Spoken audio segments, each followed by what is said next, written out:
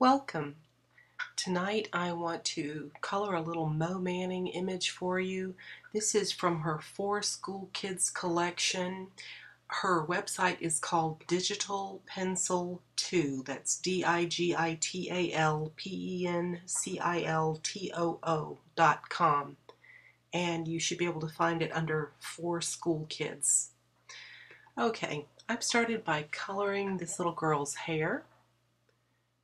I'm coloring her as if she's an African American little girl, so I'm using some warm grays. Those are my favorites for a curly hair like that. I'm starting with W1. I'm not being very careful to cover everything at once, but leaving tiny little places in the paper showing, that's okay. I'm going to be going over it several more times and darkening it, so I'm not worried about getting it totally smooth right now. Here comes my W5. It's quite a bit darker than the W1.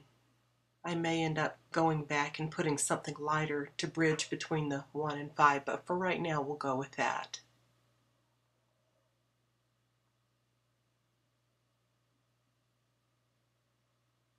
Again, texture's not a bad thing, so keep it curly. Don't feel like you have to do the same long, smooth strokes that you would with straight hair, for instance. Texture's a good thing. You want to indicate that it is textured, that it is curly.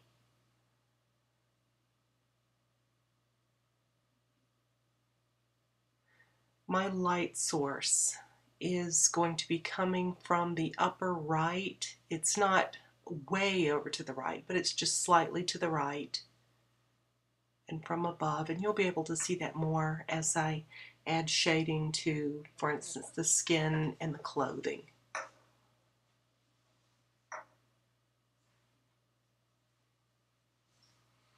Okay, I've left some of that W1 showing through the W5. Here comes my W8. I know I'm going to have deeper shadows, for instance, under the ears and also on that left side of the face.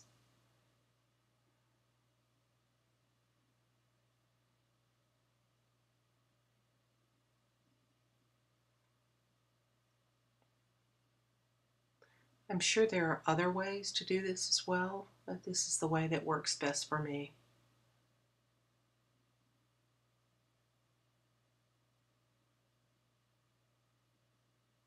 Again, squiggly texture.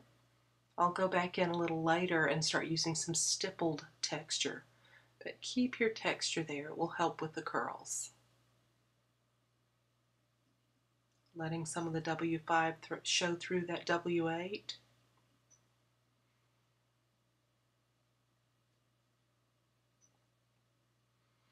There's my W10, my very darkest. I don't need it all over, just in a few places.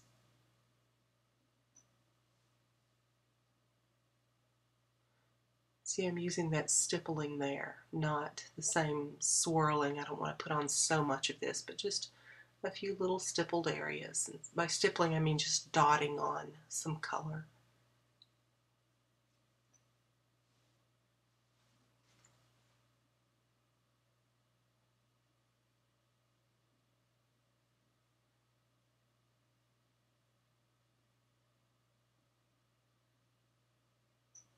Now I'm going back to a little bit lighter gray marker, the W8, to add a little more texture on top of the W5 with stippling, and then I'm going to move back to the W1 again after this.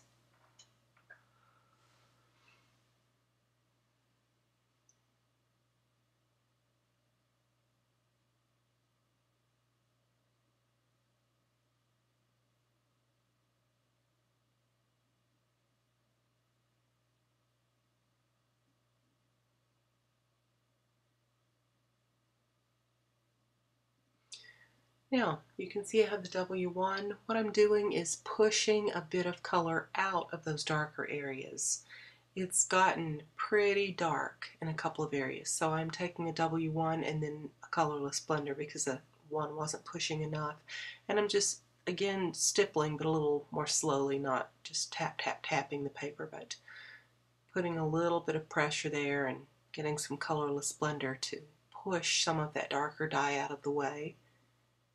and add a little more texture to that curly hair. You have to give it a bit of time to fade. It doesn't fade instantly, especially I'm using the Copic blending card, Express It blending card.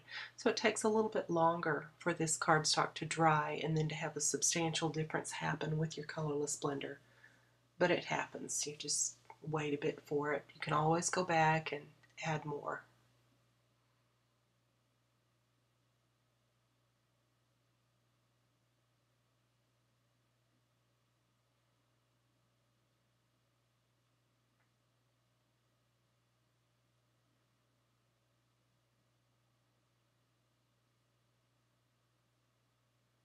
It's my W1 again, just filling in a few areas that were pretty much the white of the paper.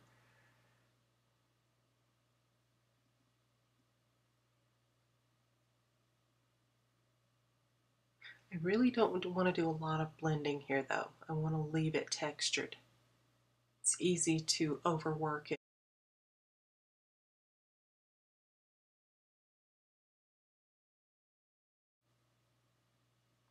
Now I'm starting on the skin. I have an E11 out, which is really pale for African American skin, but I'm starting there because I know that some areas I want to keep fairly light. And I usually start a little lighter than I think I need to be. I love E13 and E11 for skin tones. There's some E13, so I'm just now starting to establish some shadow areas. Keep in mind that you're always going to have a bit of shadow as long as the light's coming from slightly overhead, right at the hairline. I know that I'll also have some shadow underneath those orbital bones, those underneath the eyebrows there, and on the cheeks, to the side of the nose, and under the chin. I know it looks a little odd now, but by the time I get it blended together, it should be okay.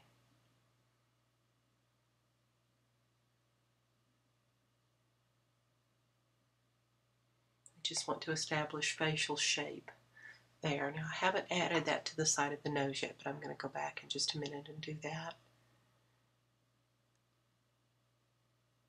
Back to my E11 to soften that up some so that it's not hard and abrupt. Now, it could stay hard-edged.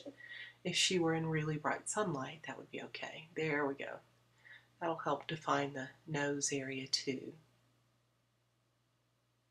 Now can you see why I used that E11? Even though it was fairly light, I can blend with it quite a bit without getting overly dark. Okay, here comes my E35, my mid-tone.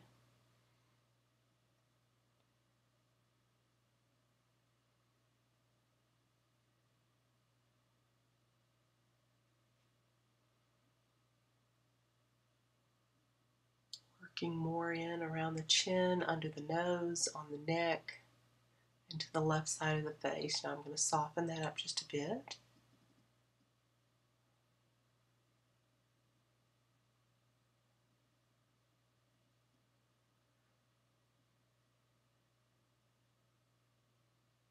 And there's my E11 again, just to kind of go back and blend that.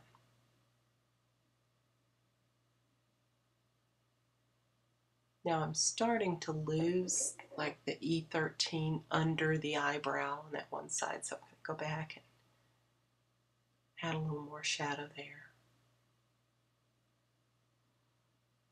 There, I softened it so it looks like it goes in toward her eye.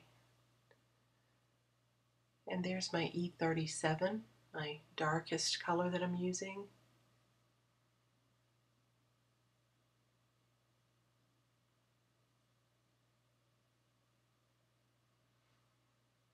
Now I've left one place on her lip fairly light.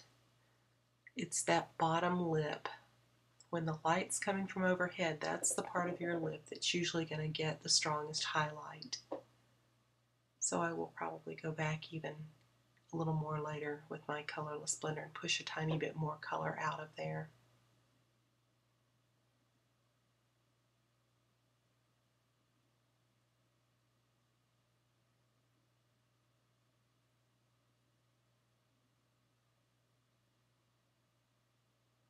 Now, I didn't add pink cheeks or anything like that. I left her pretty natural looking there. But hey, she's a schoolgirl, right? I'll have to go back and get her hands later.